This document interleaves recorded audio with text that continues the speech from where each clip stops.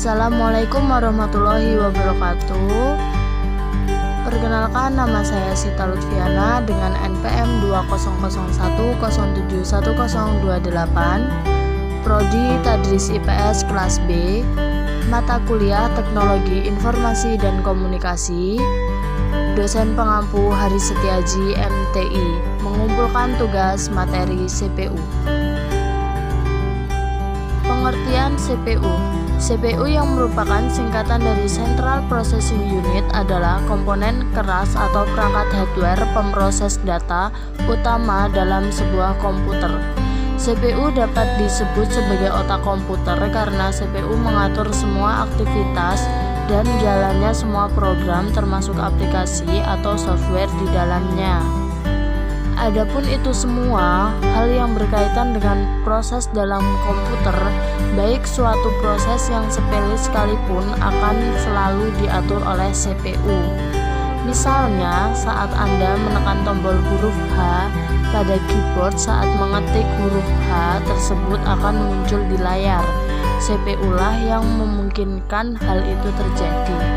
Dengan demikian, tanpa adanya CPU dalam komputer, maka komputer tidak akan bisa melakukan apapun atau komputer tidak dapat menjalankan programnya. CPU secara teknis juga lebih sering disebut sebagai prosesor. Oleh karena itu, saat membaca dan mengenali spesifikasi suatu prosesor, maka sebenarnya Anda sedang membaca spesifikasi CPU suatu perangkat. Komponen CPU.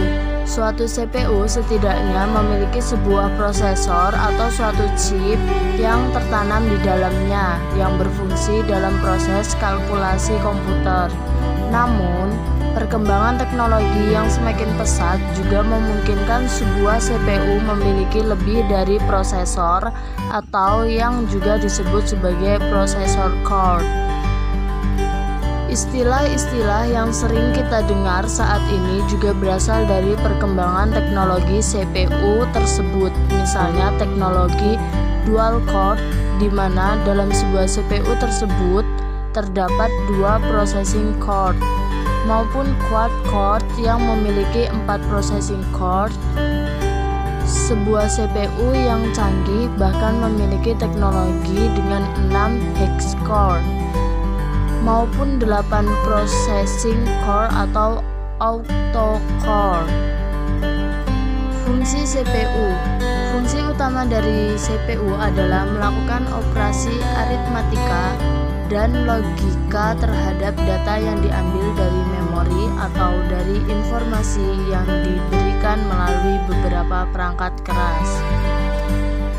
CPU hampir sama seperti kalkulator, hanya saja CPU jauh lebih kompleks dalam melaksanakan pemrosesan dari instruksi-instruksi yang diberikan.